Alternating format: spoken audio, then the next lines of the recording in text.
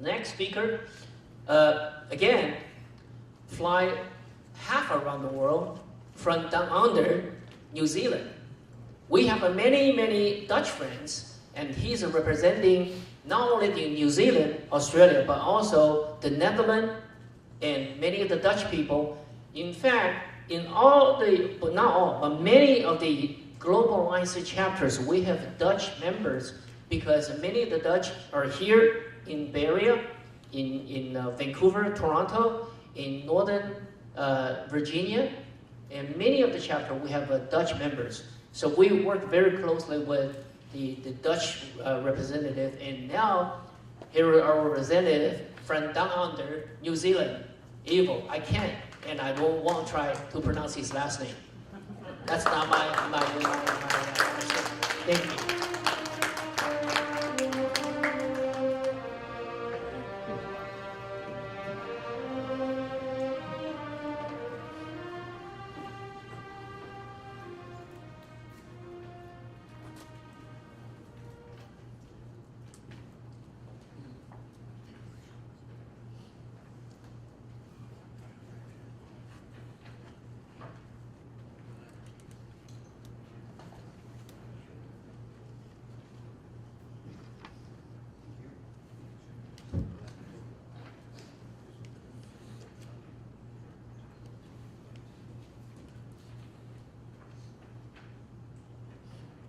Good morning, ladies and gentlemen, everybody.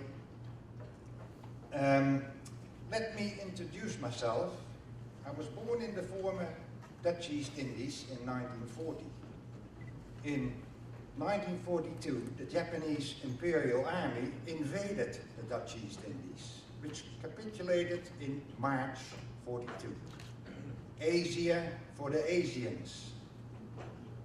The question is, was this a call for genocide? Asia for the Asians was the Japanese army's motto, and the Dutch colonists were pushed aside and eventually taken prisoner and incarcerated in camps. I survived the Japanese internment myself, together with my baby brother, thanks to my mother. I represent the ex-Japanese prisoners of war in the former Dutch East Indies living in New Zealand. The deadly atomic bomb was our savior in August 45 for many women, men and soldiers, including Japanese in Japan, because they were told and be ready to fight until death in case of an Allied invasion.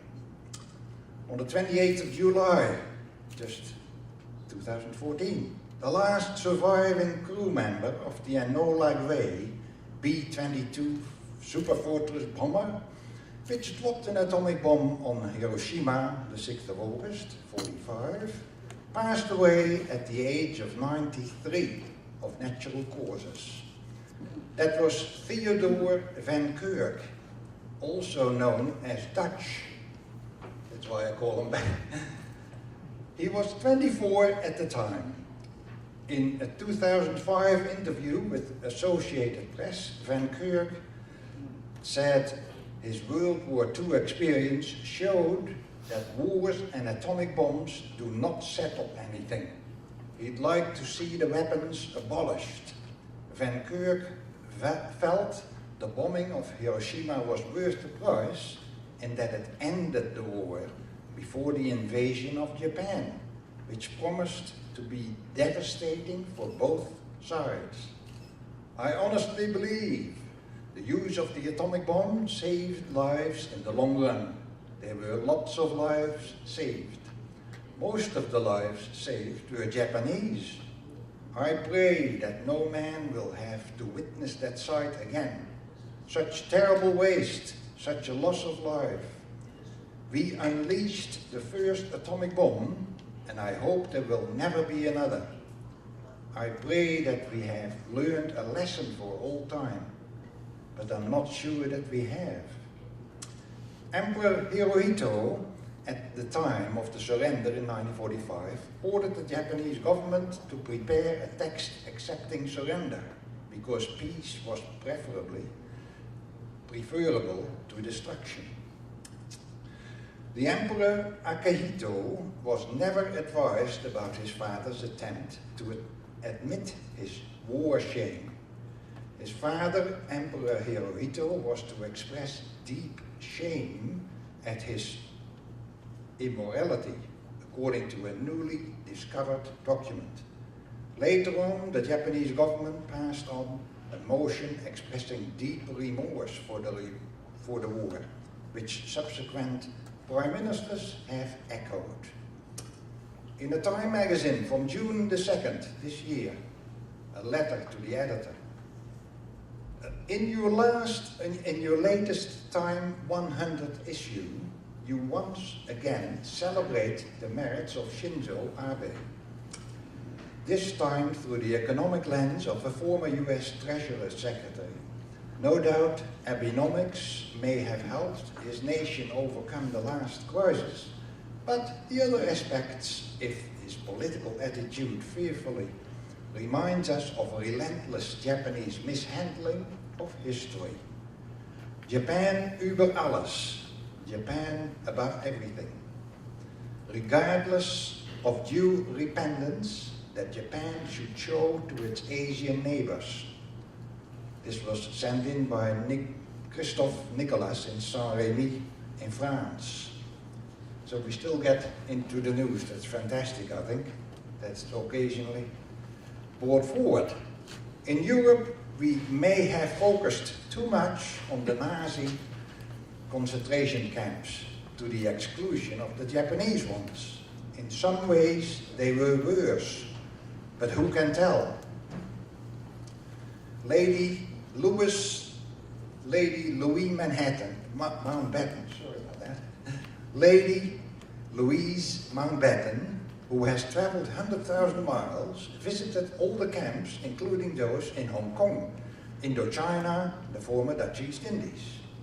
Of the Dutch women internees in Java, Lady Louise said, "I have unbound admiration for their courage.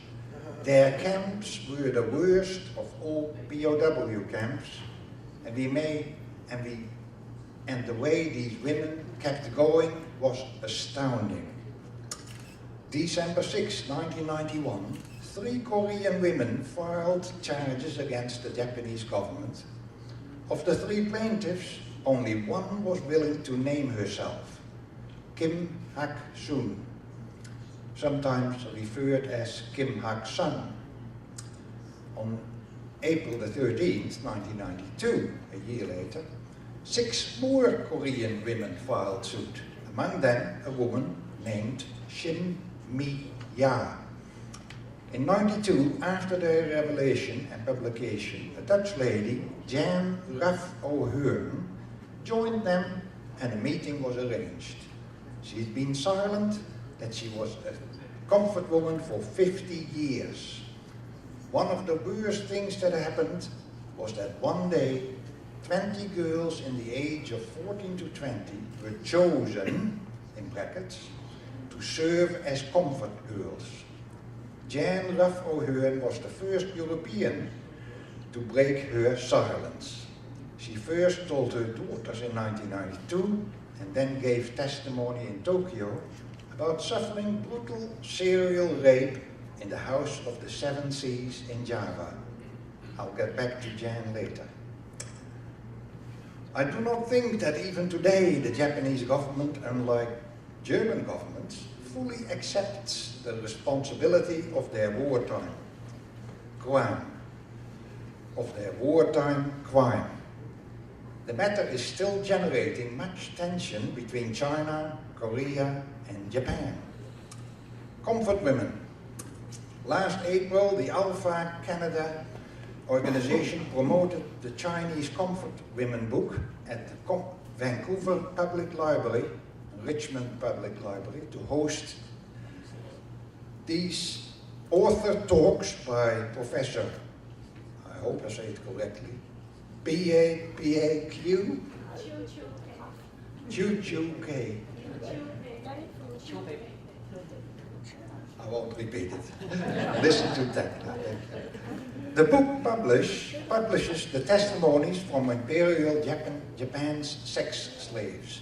It's the first English account of the unfathomable atrocities experienced by Chinese women who were forced to become comfort women during Japan's invasion of China.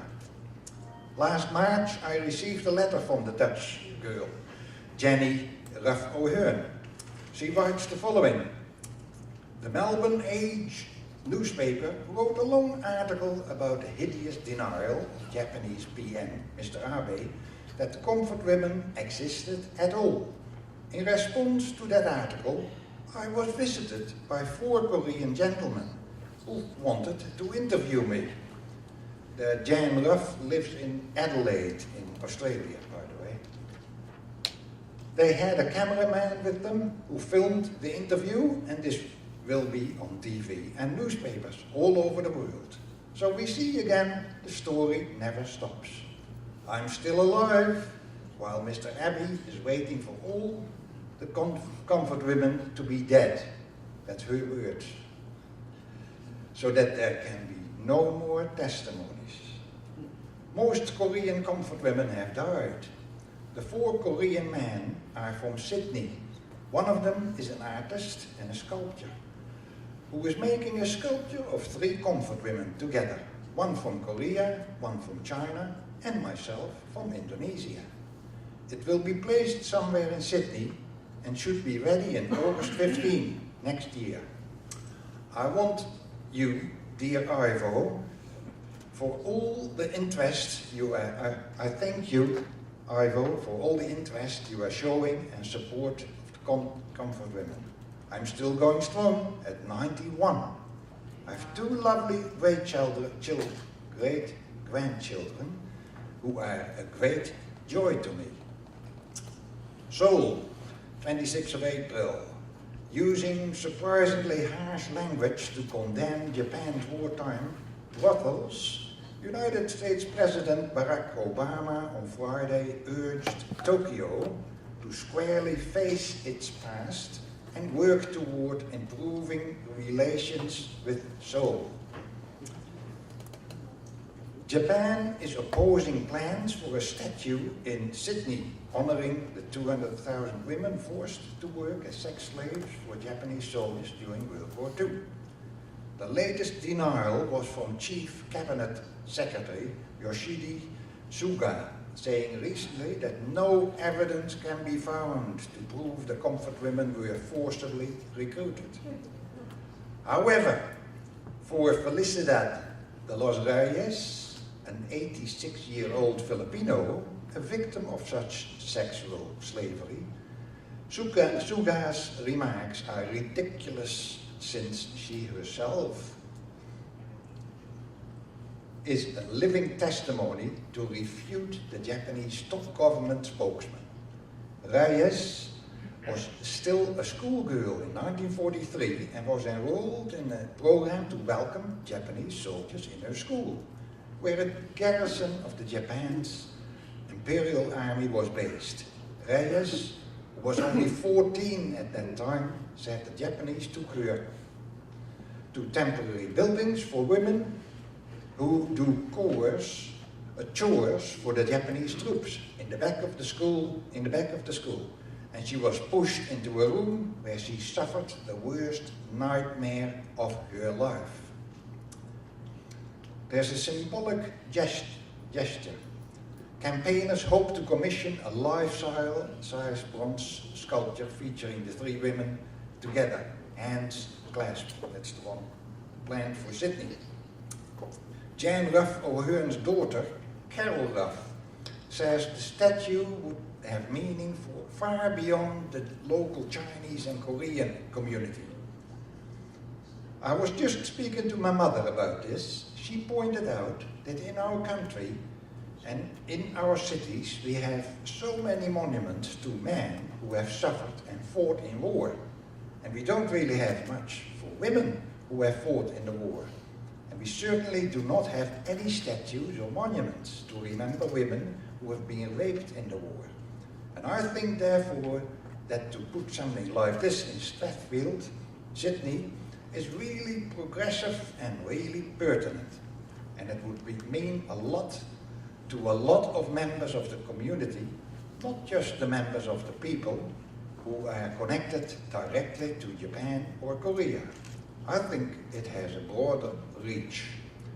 The story started when a Korean and Chinese alliance group suggested a bronze $100,000 statue by Chinese artist Yuan Hua to be placed on the town square. It will be called the Three Sisters, will commemorate the 200,000 women used as sex slaves by the Japanese army during World War II. The Chinese and Korean communities have agreed to pay for it and for its upkeep. The comfort women issue is highly sensitive and controversial among the Japanese, Koreans and Chinese. Japan's Prime Minister provoked outrage when he suggested the comfort women may have willingly provided sexual services to the Japanese servicemen. Spokesman Hiroshi Nawata says Prime Minister Abe is deeply pained to think of what he calls the immeasurable pain and suffering the comfort women experienced. However, he says that the proposed statue is not compatible with Japan's position. Comfort women deserve a memorial.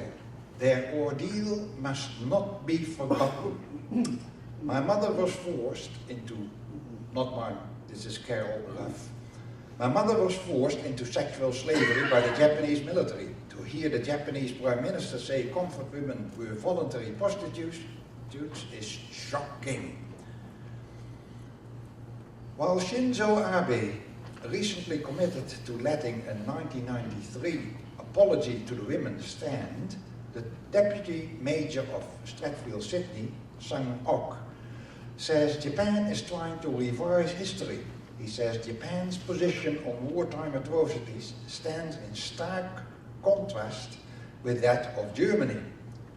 The Germans are repeatedly apologizing, repeatedly trying to compensate or to help those war victims. But in contrast to Germany, what does Japan do? What the current Japanese government is doing is totally different. They went to conceal, deny the war crimes. They have been doing so ever since the San Francisco Treaty in 1951. The Japanese government said most recently that it may consider the study and the apology.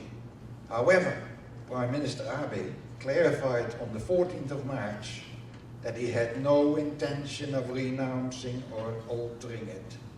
What does that mean? The United Nations requests Japan to redress the comfort women. This was last July, Geneva, going to Switzerland.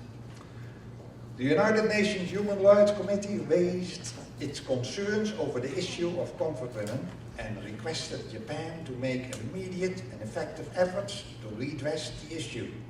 The United Nations Committee made the request in its concluding observations on the 6th periodic report of Japan on its implementation of the International Covenant on Civil and Political Rights. In October, I received correspondence from Jan Ruff, again, a lady in Adelaide, in reply, I enclosed the speech of my daughter, Carol, made at the opening of the Comfort Women statue, erected in Stratfield. Carol lives in Sydney. I think that the enclosed letter answers your questions. I hope you're well. I'm still going strong at 91. All my best wishes and thank you for all the work. Love, Jenny. Daughter Carol. My mother was a Dutch colonial girl born in Java, Dutch East Indies. She was interned in prison camp. 1944, she was just 21 years old. She was taken away from the camp and forced into sexual slavery by the Japanese. She was repeatedly raped and beaten for a period of 3 months, along with other Dutch girls. She was then returned to the prison camp with threats that her family would be killed if she revealed the truth about the atrocities inflicted upon her. For 50 years, she told no one of her war experiences. In 1992, when she saw the Korean war-raped victims make appeals for justice on TV, she finally spoke out. She did this at an international peace tribunal in Tokyo. She spent 15 years working tirelessly to protect the rights of women in war and armed conflict. Her testimony was instrumental in rape being declared a war crime by the United Nations. In Tokyo, Jan was approached by a group of concerned ex-Japanese military men who said they were just obeying orders when they used to comfort women. I spoke to my mum recently and she pointed out that we have a number of monuments and bridges for former soldiers, but women are often forgotten, heroes of the war. The pain and humiliation of sexual servitude is great. They did not go voluntarily into those terrible places. Their young lives were ruined forever. The proposed statue would be a milestone artwork in Australia and very progressive for the Strathfield Council in Sydney to erect such a monument. This is not a vindictive act towards the Japanese people.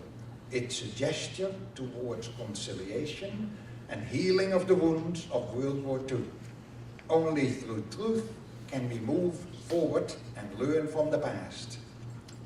Last October, the 1st, Prime Minister Shinzo Abe said he had no intention right now in revising the statement or issuing a new one. But he was contradicted by a close advisor, LPD lawmaker Koichi Hagiuda, who said, "We do not intend to review the Kona statement as it has already finished its role," adding that a new proclamation to be issued next year would emasculate the Kona statement. Mr. Abe is unlikely to publicly deviate from his current stance, while the angles for meetings with the South Korean and Chinese counterparts at the upcoming Asia-Pacific Economic Cooperation Summit in Beijing.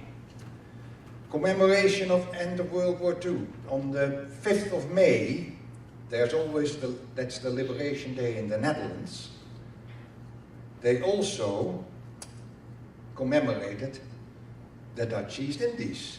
I read it here. Prime Minister Mark Rutte and Minister Maarten van Rijn laid a wreath at the National Monument for the Dutch East Indies, that's in Amsterdam. On August the 15th, special commemorations were also held in several places in the Netherlands, America, Canada, of course, Los Angeles, and I organized myself one followed by a typical Indonesian lunch in New Zealand. July 15, Fairfax, Virginia. A simple granite boulder flanked by 2 turquoise butterfly benches has been silently sitting on the grounds of Fairfax County's government office. The butterflies are a symbol for the comfort women and signify freedom from discrimination. The butterfly has long been a Chinese symbol of resurrection, for it disappears in a cocoon and appears dead, but emerges later more beautiful and powerful than ever. The plaque on the memorial reads, "May these comfort women find eternal peace and justice for the crimes committed against them." The comfort women's countries of origin are Korea, China, Taiwan, the Philippines, Indonesia, Malaysia, Vietnam, the Netherlands, and East Timor.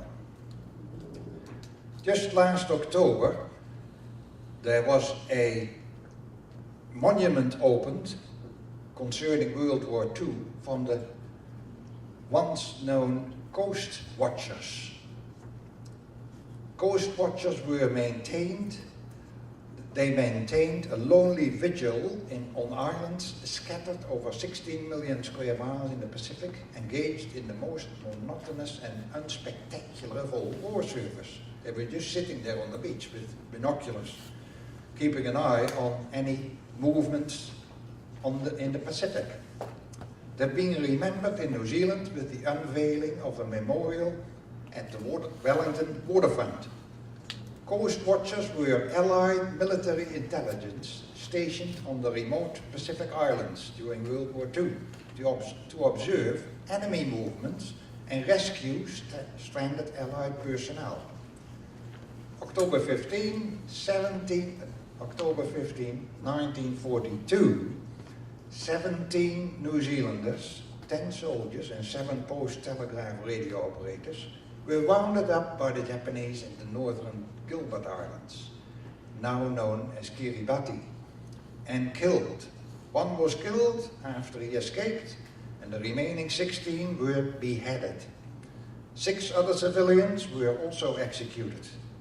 There was a survivor at the opening of the monument, Mr. Jones, who was also captured and spent time as a prisoner of war in Japan, lobbied for years for a memorial and refused to attend Anzac Day ceremonies.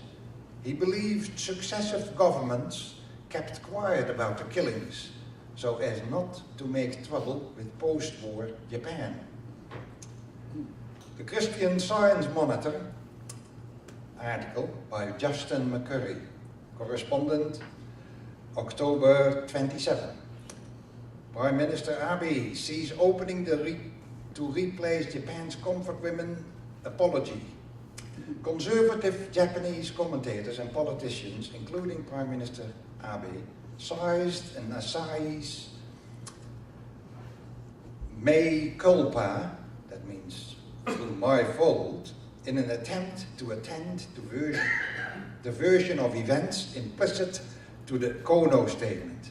Their push has raised fears that the apology will be ditched, possibly to mark the 70th anniversary of the end of the World War next year. Senior figures in the ruling LDP now hope to replace Mr. Kono's landmark apology with a new version that restores the honor of those in the past who were inappropriately demeaned and to protect the pride of the Japanese living in the present and the future. According to the statement, an open petition to the Tenno Haika, 70 years after Japan's surrender. Years and years, for 70 years, Japan has still claims their war atrocities a myth. Since the Supreme Commander of the Allied Forces, General Dwight Eisenhower, ordered to get the films and witnesses of these atrocities, because somewhere down the road somebody will get up and say this never happened. And now, 70 years later, more than ever, it's imperative to make sure the world never forgets who is this villain that gets up to deny its past. The films still exist. The German diaries still exist. September the 5th, 2001, the New York Times published a full-page advertisement. Germany has faced its crimes against humanity. Why not Japan? This is the back page of the New York Times. September 8th, the San Francisco Peace Treaty blocked restitution for millions of Japan's victims in the Asia-Pacific War. Today, the survivors still have no redress. With your help, that will change. August 2014, the world marked 100 years anniversary of the outbreak of the First World War. This was especially marked in London, in England, and also the theme of the Chelsea Flower Show in England. next year, 2015, the Japanese surrender will be 70 years ago, and we are still fighting for justice. So I propose that if there's a possibility of doing something similar to this and publicly publish that. Thank you very much.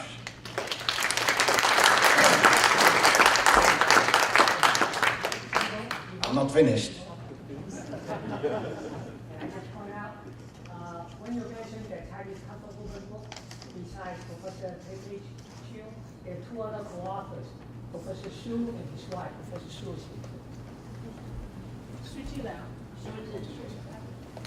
Yes, Professor Su is, where is he? Yeah, it's over there. Yeah, that's Professor Su, the co-author of the Chinese Comfort. Yeah, before Ivo continue, actually, I would like to say something. Because first of all, I would like to formally introduce Ivo to you. Actually, he is the president of an organization in New Zealand called EJOS. And in English, it's an organization that is for the ex-Japanese war victims organization. And then they also, I would say, the sister organization or brother organization to the organizations in the Netherlands. And then in English, they call themselves JES as Foundation of Japanese Honorary Deaths. And this organization, they actually stage a monthly demonstrations in The Hague on every second Thursday. So actually yesterday, they staged the 240 demonstrations at The Hague in front of the Japanese embassy. So following, Ivo actually will be representing the Dutch organization, the Foundation of Japanese Honorary Deaths, to present their position paper because they would like to come, but they were not able to send anyone this time. So they asked Ivo to help them to present their reports to the conference. Oh, by the way, this is the photo of Ivo with Jane. So it's the first Dutch comfort woman that Ivo just mentioned that came out to testify what experience the Dutch women had during World War II. Oh, sorry. And the following photos will be the demonstration photos taken in the Netherlands. Thank you very much, Tekla. Tekla and I got acquainted in 2000 when we did a silent walk in Amsterdam together. She was representing there on her trips overseas. Okay, now I've got a different cap on.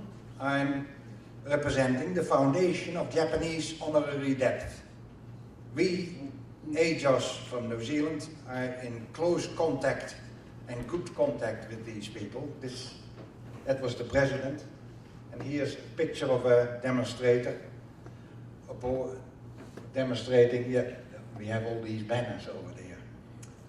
War crimes by the Japanese military during the 1945 occupation of Dutch East Indies.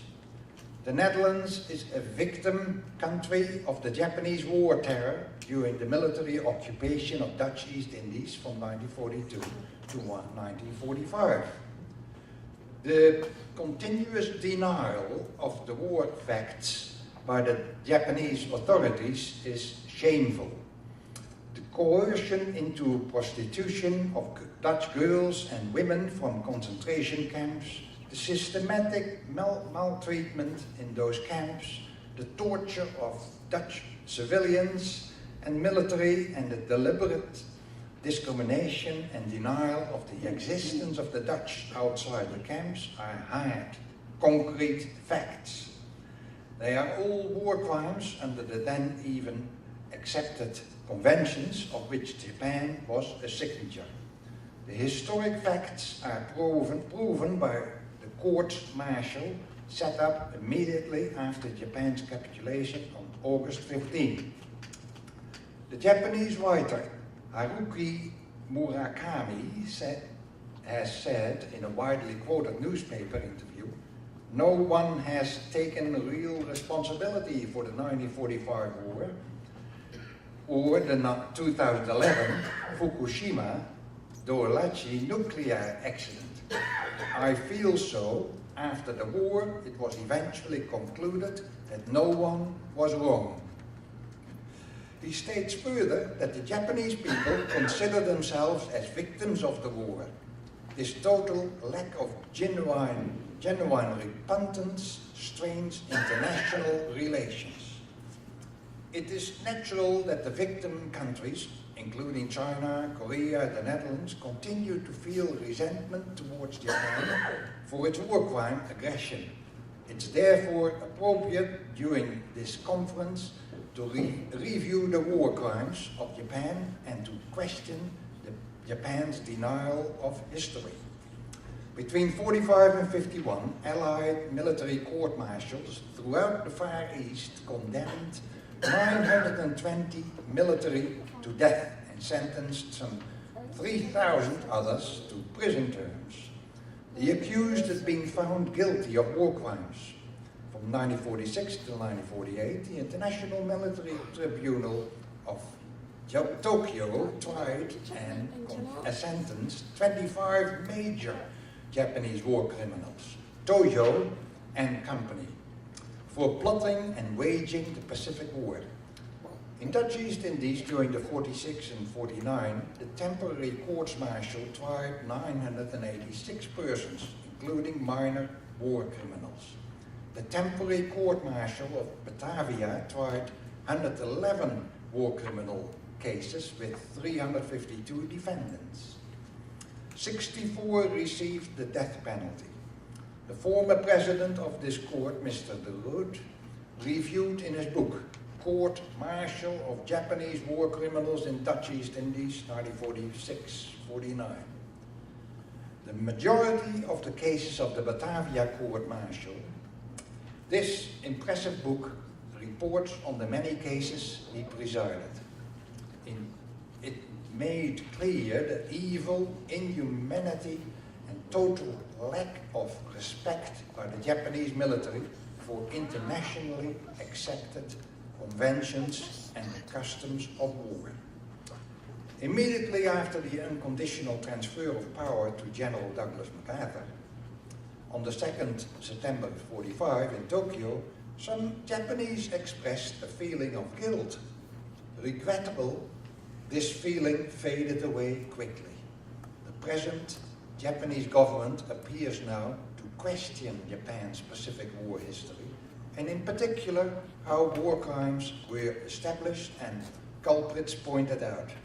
As widely known, the Japanese government is even deliberately trying to whitewash clean its own children's school books. It's distressing in this context and indeed astonishing to note that Prime Minister Shinzo Abe continues to visit the Yasukuni Shrine and even visited recently a memorial specifically erected to honor convicted war criminals. The definition of war crime was established by the United Nations War Crimes Commission, being defined in general terms as a violation of the laws and customs of war. The Commission follows a list of facts established by the Paris Peace Conference. For the court-martial in Dutch East Indies, the Dutch law applied that in addition to the violation of laws and customs of war, which the violation had taken place during the Pacific War and was committed by a foreigner. Many cases were tried by the Batavia court-martial, including the well-known Samarang case. Coercion into prostitution of Dutch girls and women recruited by the Japanese military from concentration camps. A substantial number of cases concern the way in which Japanese military commanders administered a regime of terror and maltreatment in the POW, in the prisoners of war and civilian camps. When the end of the war came in sight, Tokyo headquarters issued the order to kill all, leave no traces. Another set of cases concerned the Kempetai Java in Indonesia. Their prime objective was through systematic terror and torture to enforce confessions from arrested suspects and involve local people in the process. The Martial Court Batavia spent considerable time on the Kempetai case. 18 members of the Kempetai were accused. 2 were acquitted, the others were declared guilty. 6 were condemned to the death penalty, and the other 10 got long prison sentences. The Jember Kempetai investigated espionage and the preparation for a possible landing by Allied forces in East Java. They rounded up some 30 suspects who were interrogated by the Kempetai. This included my grandfather, a civilian who was interned in the Kessler concentration camp. At the same time, the Kempetai in Jember investigated alleged espionage by a number of planters, owners of the employees of agriculture enterprise. This included my father. This is the president of the group in the Netherlands, Jan van Wachtendonk. The results of both investigations were delivered to the Kempetai headquarters and the headquarters of the 16th Japanese Army, both in Batavia. Shortly thereafter, the commanding officer of the Kempetai received the order to execute them all. The Kempetai used the most horrendous methods of torture and intimidation to extract confessions. The court concluded that the Kempetai was the worst of all the Kempetai officers. They violated the laws and customs of war and the internationally accepted conventions and routinely committed war crimes of the worst kind. As you can understand, I'm personally involved in this case, as my father and grandfather were both executed by the Kempetai. Hence my message to the government of Japan, and in particular to the Prime Minister of Japan, Shinzo Abe. Acknowledge the facts, thoroughly investigated by professional judges.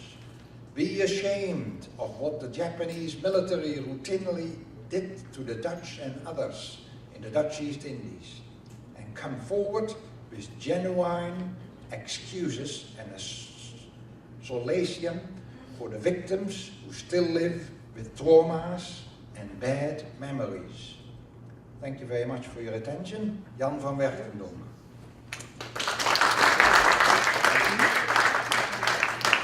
Foundation in the Netherlands.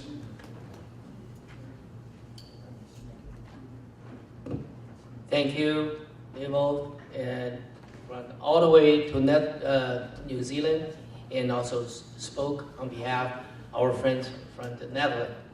I remember our friends from the Netherlands joining us in September 2005 when we submit the petition to the Secretary General of the United Nations to voice our concern of Japan's attempt to gain a permanent seat on the UN Security Council.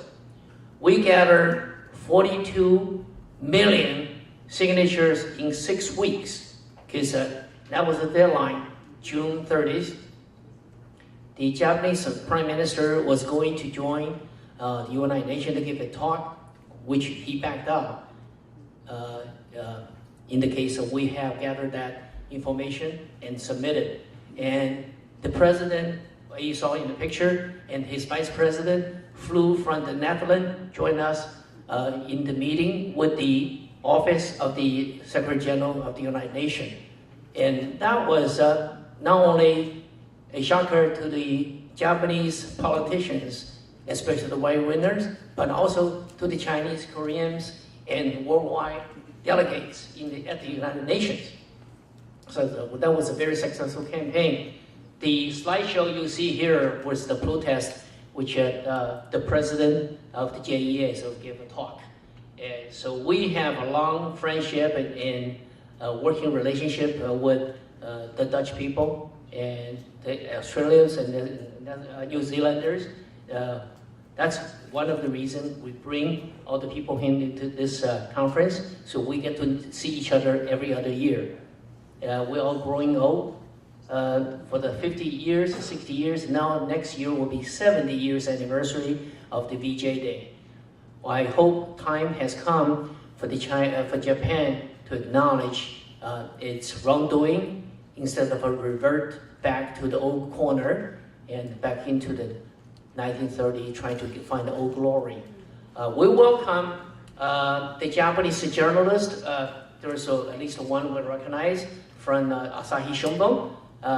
Report back, because we have been talking with the Japanese people, our friends in Japan, and we welcome an honest report, and we share the concern. We all were victims, but don't rewrite history. We need to rule out the cause of the problem, not denial. The denial only aggravates the pain and the suffering, and will never go away. And we also want Japan to know, we will not disappear or go away, because it is important to educate the future generation. And Dr. Wang and Tekla, they have been leading the charge in education.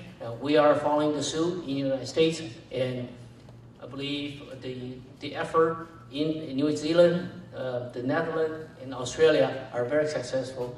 We are also continue, and will build permanent statue, monument, and memorial and museums all over the place, so people will remember not to repeat the same mistake. Can I ask a question, Ivo? Can I ask you a question? Yes. Yeah. I was just listening to what Joseph Wong was saying regarding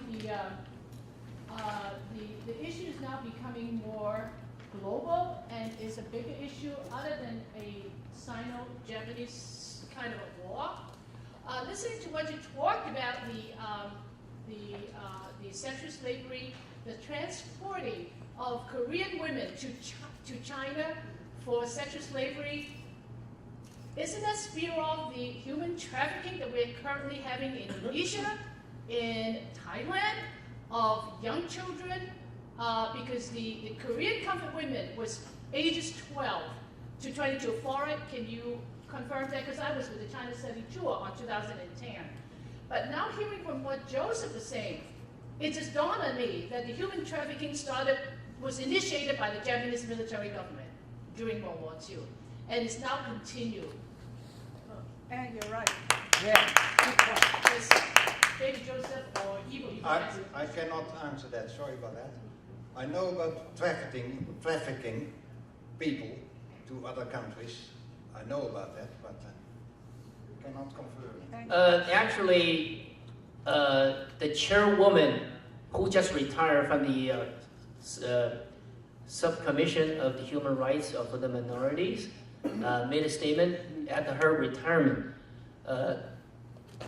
mentioned all you have asked are contained in the 6 reports they produced by the United Nations Subcommission on Human Rights in Geneva. I attended for the trafficking and contemporary sexual slavery meetings a few times, so I know that report. And actually, you can get it online.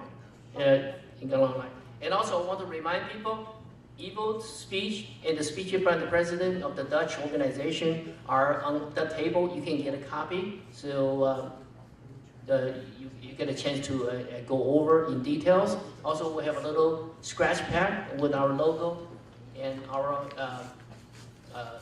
the title of this conference, and you can take one home. It's also back on the table. Please take a copy.